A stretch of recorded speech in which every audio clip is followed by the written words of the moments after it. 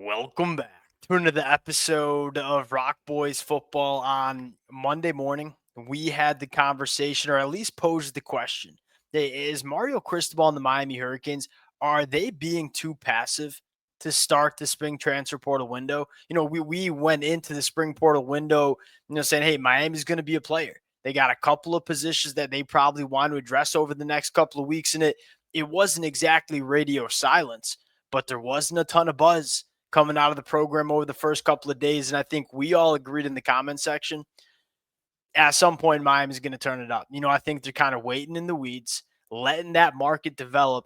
At some point, Miami's going to start making some moves. You fast forward to Tuesday afternoon, I think that's exactly what we are seeing. Some of the more intriguing names that we currently see in the transfer portal at positions of concern for this Miami Hurricanes team, starting to ramp up the communication. Want to get into the players, kind of talk about where Miami goes from here. Before we get into it, as always, the Miami fans, appreciate you guys. It's been a blast talking this football team on the recruiting trail in spring practice, now into the transfer portal. Y'all, regardless of what we're talking about, the amount of support y'all continue to show to the fellas has been amazing. Appreciate you guys. If y'all do enjoy the content, consider subscribing to the channel. Without further ado, let's get into it. Now, what we're going to do is first, let's talk about the targets that, Miami seems to be turning up the heat on. I also have a few more new names that we've seen enter the portal over the last couple of hours and days that I think could be intriguing for Miami to target as well. I want to start with AJ Haulcy from Houston.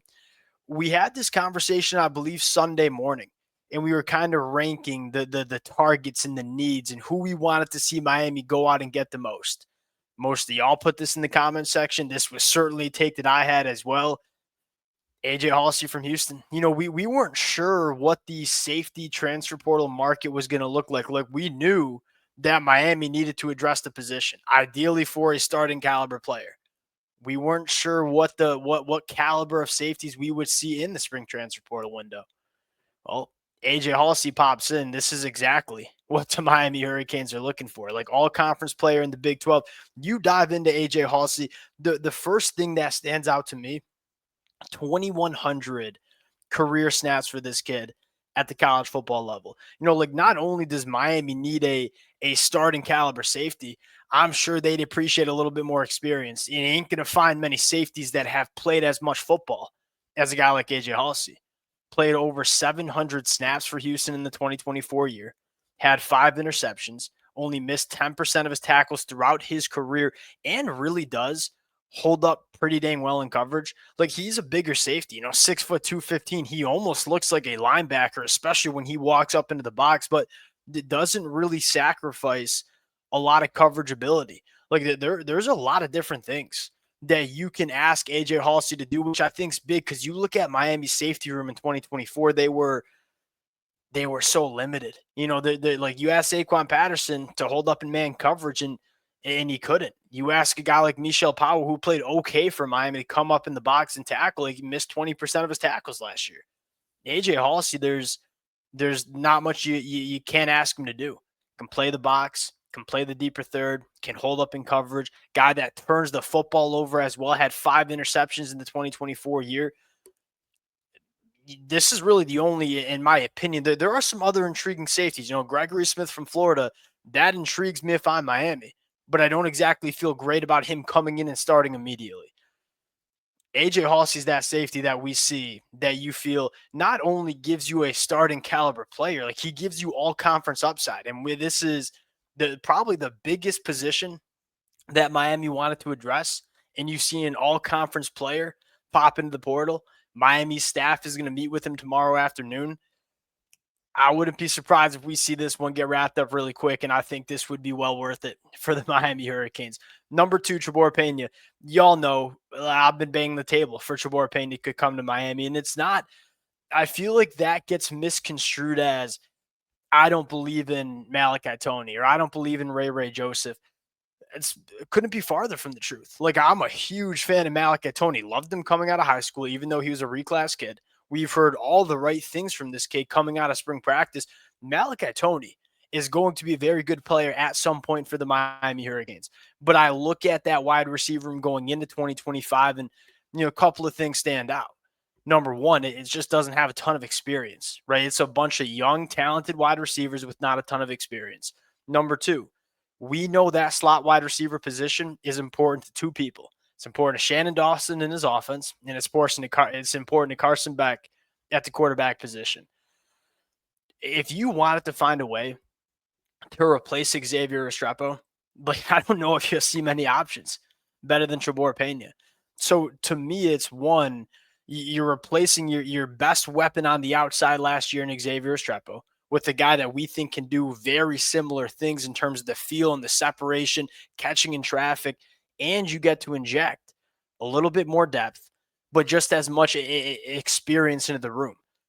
I think Trebor Pena is probably one of the most underrated players in the portal and is a guy that is seemingly a perfect fit for Carson Beck and Shannon Dawson.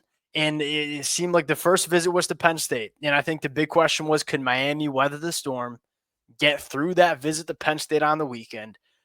I think a lot of Miami fans were nervous that we were going to see Trebor Pena commit to Penn State at some point. Well, it sounds like he's going to take a visit to Miami. This one just makes too much sense. From the rip when Trebor Pena entered the portal, I thought that makes so much sense for the Miami Hurricanes. I still feel that way, and it sounds like it could be trending that way as well. Really excited to see what turns out with Trebor Pena, who's going to be on campus over the next couple of days. Another new name to monitor that Miami has reached out to instead of visit with, Christian Charles.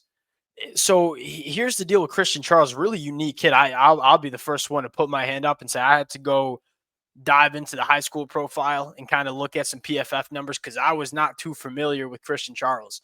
Coming out of high school in 2021, played a lot of quarterback. Kind of made that transition to defensive back as he got to Tennessee. Actually started some games at cornerback in the 2022 year. Got banged up in 2023. Came back and was a rotational piece at the safety position in the 2025 season. To me, there's no doubt in my mind that AJ Haulcy is the first safety that you want. Like he's the top priority next to nobody.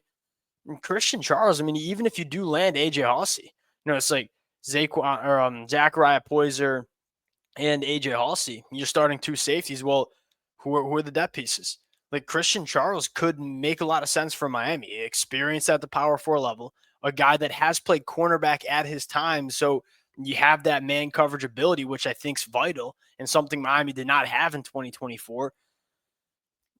A depth piece was what Christian Charles would be, but sometimes depth pieces are important when you're a team that wants to make a run in December and January. Like a lot of the spring portal window guys that you see some of the top programs across the country go after are depth pieces. It's hard to find starting caliber guys in the spring transfer portal window, especially when you're a team as talented as the Miami Hurricanes.